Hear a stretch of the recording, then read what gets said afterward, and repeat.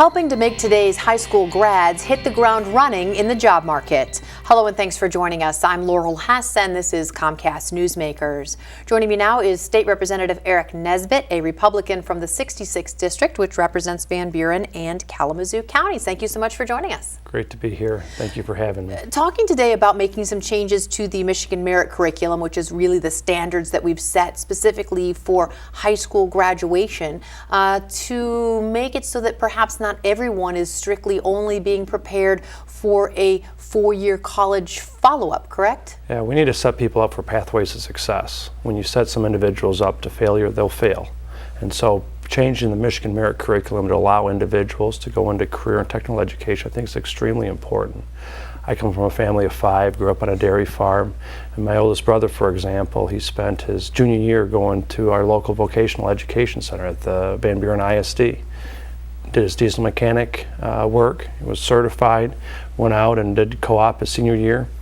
If he's the average student, but the best thing, one of the best auto mechanics you'll ever meet, and out there working as a successful small business owner today. And it's from that training at an early age that I think is so critical. I talk to businessmen that need welders, CNC operators, that they need people in the plastics business. They're ready to hire and they need people that are qualified.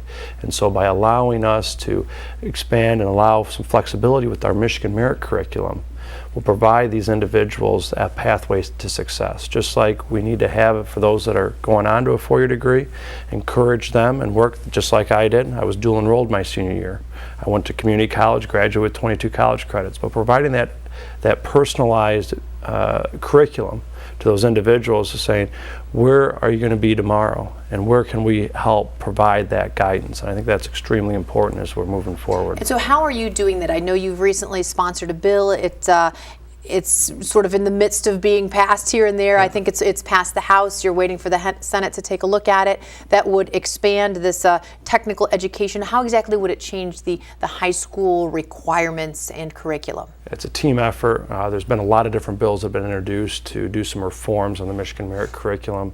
And so we got together as a group of legislators, not caring who got credit, and we introduced a bipartisan bill. And it was passed in June by the House of Representatives, and with a large bipartisan majority, which it's always good to seeing lawmakers work together, because, and it was an urban and suburban and rural areas all coming together and saying we need to provide this opportunity for our students.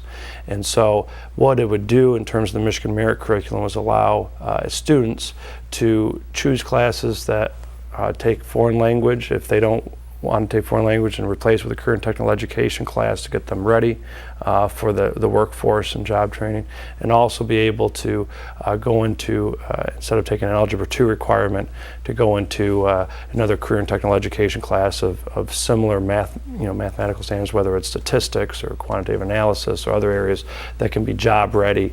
And so I think it's important as we're looking at this legislation and our own curriculum that individual students are able to achieve where they need to be going in the workplace. We need to encourage people to go on to higher education. We also need to encourage students that want to be ready to go into the trades to be ready to hit the ground running. All right, great. Thank you so much for joining us. Obviously took this all on, I'm going to assume, because superintendents, educators came to you and said this is something that we needed to do. Absolutely. All right, thank you. Today's Comcast Newsmaker with State Representative Aric Nesbit.